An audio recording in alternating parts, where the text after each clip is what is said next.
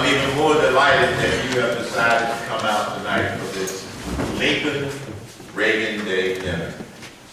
Thank you for honoring me by inviting me, and I'm delighted to be here. One of my heroes, Dr. Benjamin E. Mays, the late president of Morehouse College, used to remind the young men of Morehouse, let it be borne in mind that the tragedy of life does not lie in not reaching your goals. The tragedy lies in having no goals to reach for. It's not a calamity to die with dreams unfulfilled, but it is a calamity to have no dreams. You see, we're here today because our founding fathers had goals and dreams. It was their dream of the greatest country in the world that inspired them to fight for liberty and freedom. It was our founding fathers who defined what I call the spirit of America, even before it was popular. They defined the spirit of America when they said, we hold these truths to be self-evident, that all men are created equal, that they are endowed by their Creator with certain unalienable rights, that among these are life, liberty, and the pursuit of happiness.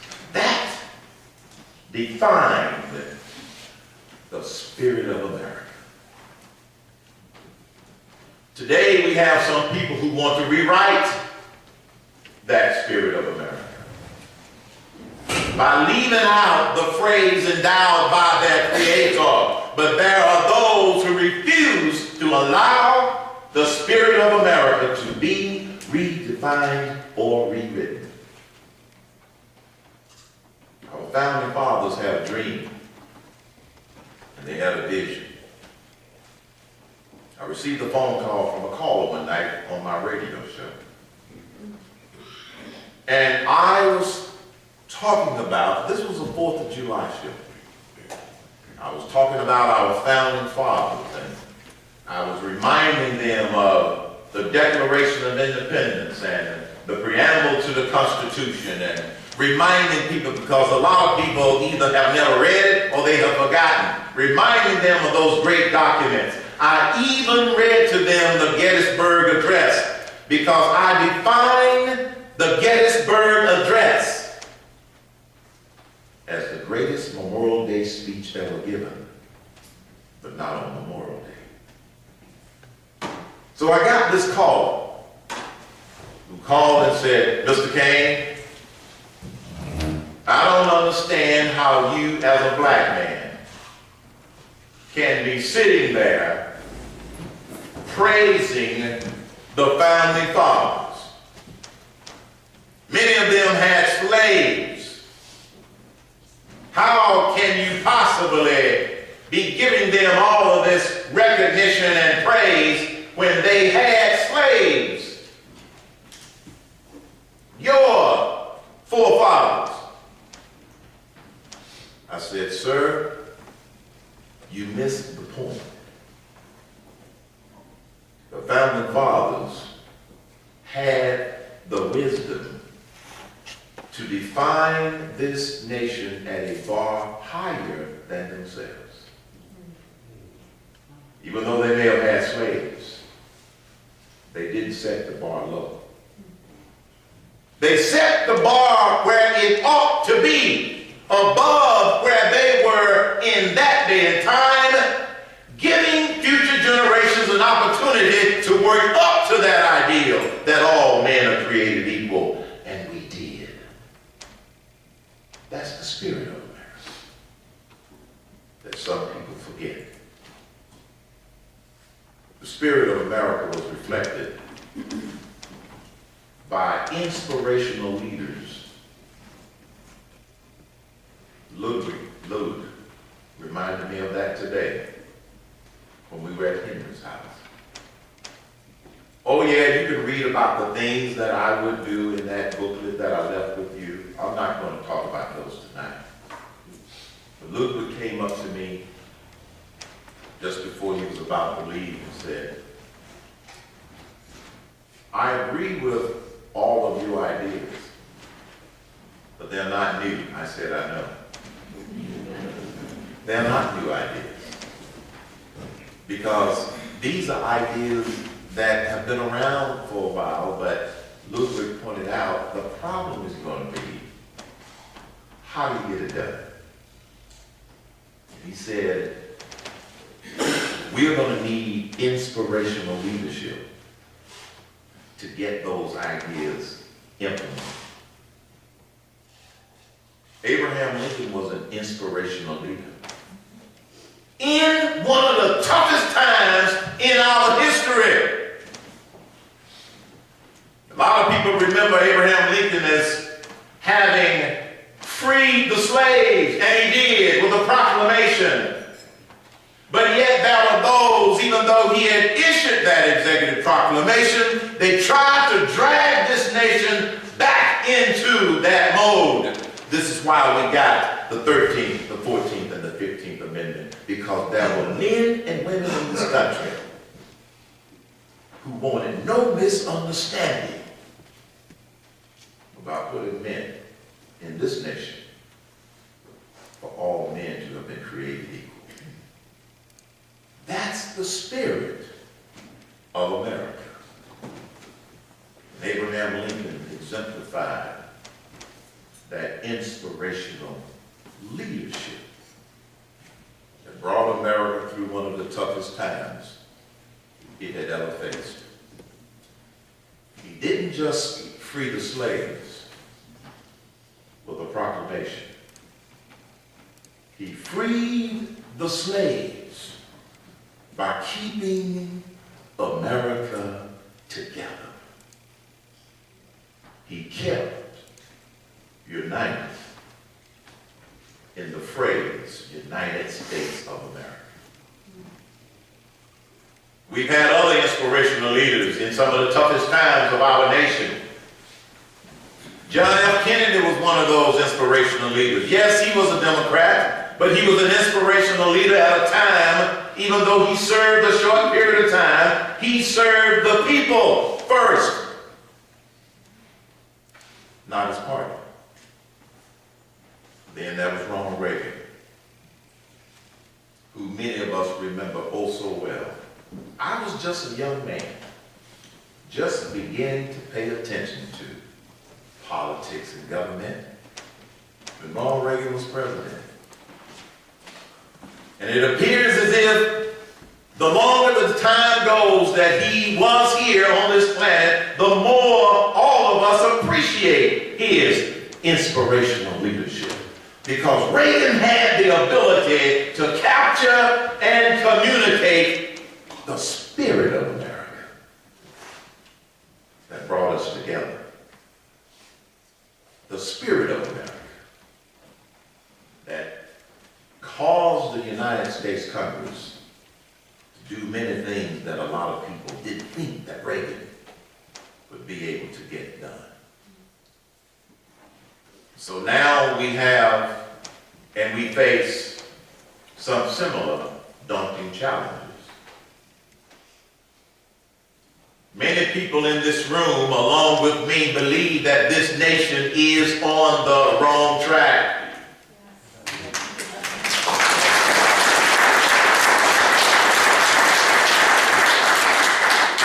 America is getting away from those values envisioned in the dream of our founding fathers.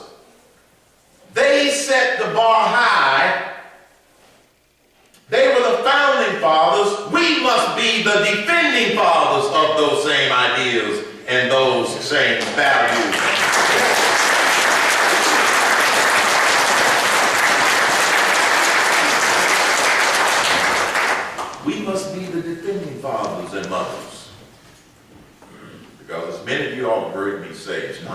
us. It's about the grandchildren. One of the questions that I always get asked, and I always enjoy answering it, is why are you considering running for President of the United States? Started in 1999 when my first grandchild was born. The first time I looked in that little face, the first thought that went through my mind wasn't what do I do to make sure that she gets a good education or a great start in life like my parents wanted, like your parents wanted for you, like you want for your children and grandchildren. It wasn't about what do I do to give them a great start in life. The first thought that went through my mind, so help me God, was, what do I do to make this a better world? I didn't know where that was going to lead. I didn't know it was going to lead to this Lincoln Reagan dinner tonight. But that was the first thought in my mind. And 2 days ago, I was interviewed by a reporter with the Atlanta Journal-Constitution. And she asked me a question that in the months I've been speaking, in the years I've been doing interviews, a question that I had never been asked. And it caused me to stop and ponder. When I told her the story about how my first grandchild inspired me to consider running because of all of the issues we face. She said, you said that your granddaughter inspired you.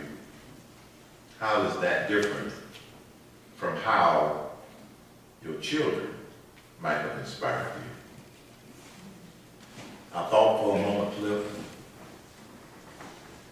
When our children were born, we focused on their future.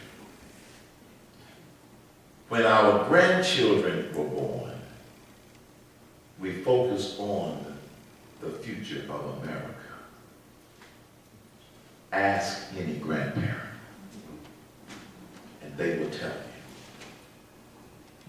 So when people say, why are you considering such a crazy thing? You've never held public office. I say, yes, I wear it as a badge of honor.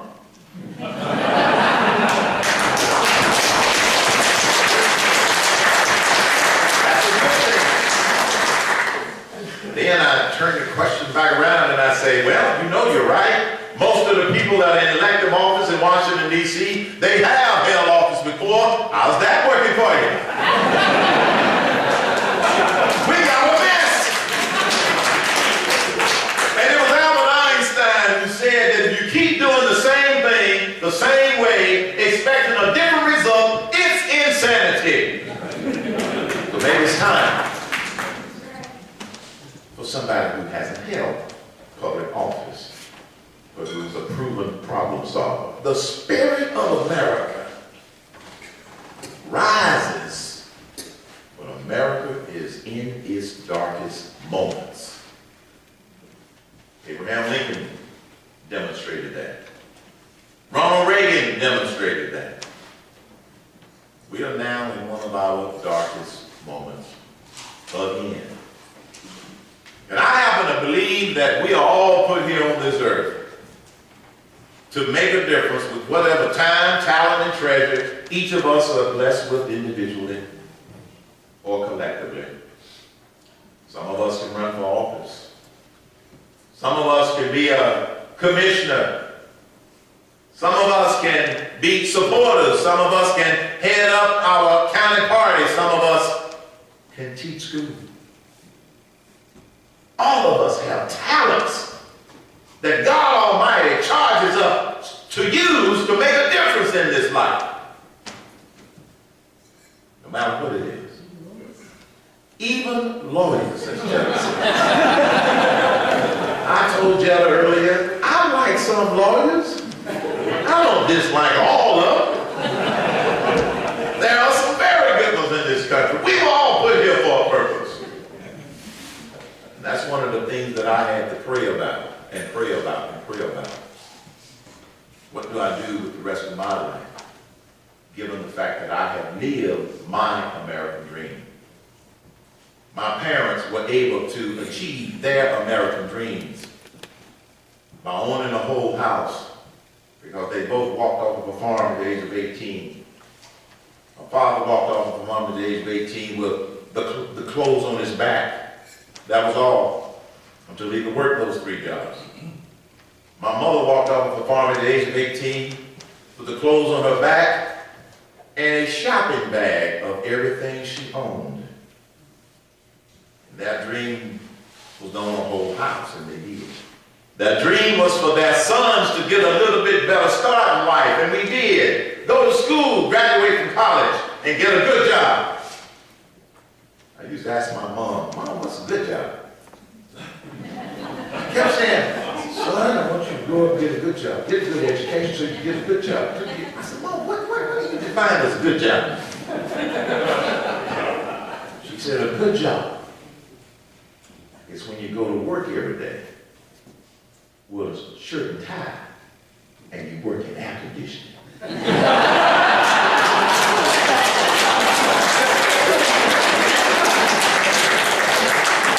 I said, "Mom, I want a good job." But they wanted us to achieve our American dreams, and what we face today is that the American dream is under attack because America is on the wrong track, but we are fighting back, and we will get it back. Yeah!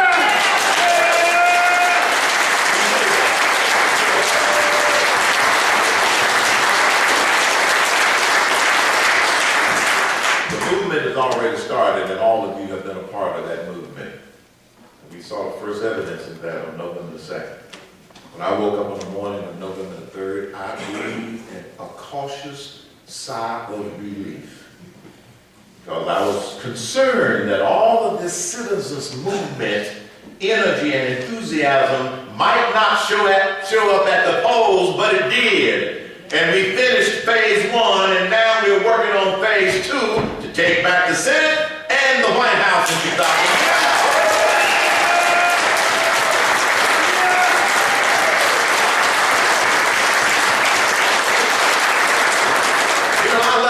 Said, "You know, you don't have a chance." And I say, "You don't know very much about my history." I love it, Tom, when they say, "You don't have a chance." There's a professor at Mercer University in Macon, Georgia, who was quoted in an article printed by the Atlanta Journal-Constitution who said Herman Cain doesn't have a chance. He's only going to get 1 or 2% of the vote in the primary. A reporter said, "So what do you say to this professor who doesn't think you have a chance?" I say, "Thank you for the encouragement." Because he doesn't understand the spirit of America and what the people can do, not just what the politicians can do. What the people want, and not just what the political elites want in this country. And if I recall correctly, the beginning of the preamble to the Constitution still says, "We the people, not we the politicians." Yeah.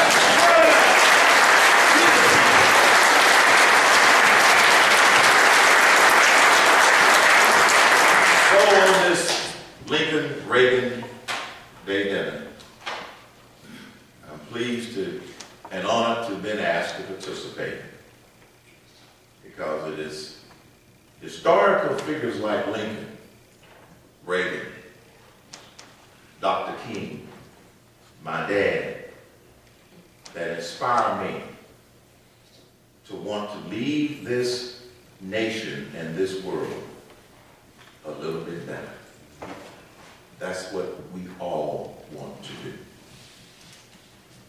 With the time, the talent, and the treasures that we have. You are the spirit of America. The citizens movement that's going on across this country is the spirit of America. And I happen to believe that that spirit of America is going to show up again, not just on election day, but all the way up to election day, November 2012. It's going to show up in bigger rallies, bigger tea parties, bigger turnouts at the dinners, greater involvement to keep their feet to the fire. This movement is going to continue. That's what gives and unconventional, never having held office before candidates like me and others a chance? And the reason is real simple. It goes back to paraphrasing the last line of that Gettysburg Address. Because if I run for president because of the spirit of America and the spirit of my forefathers and the spirit of the founders and the spirit of your forefathers, and if I run and if you elect me your president, I would be a president of the people, because I'm regular folk just like you. I would be a president by the people, because you see, the professionals aren't going to elect me, the people are. And I would be a president for the people. You would never have me try to jam legislation down your throats that you didn't need or want. That's what a president for the people would do. And as the giver reminded us about the spirit of America and the challenge that we have to leave this nation and this world a little bit better off for Selena, my granddaughter, and all the other little faces. The giver reminds us, freedom is never more than one generation away from extinction. We can't pass it on to our children in the bloodstream. It must be fought for, protected, so they can do the same. Or one day we will spend our sunset years telling our children and our grandchildren what the United States used to be like when men were free. I don't know about you. I'm not going to have that conversation with my grandchildren, because I truly believe that the spirit of America is not going to allow the United States of America to become the United States of Europe. Not on our watch.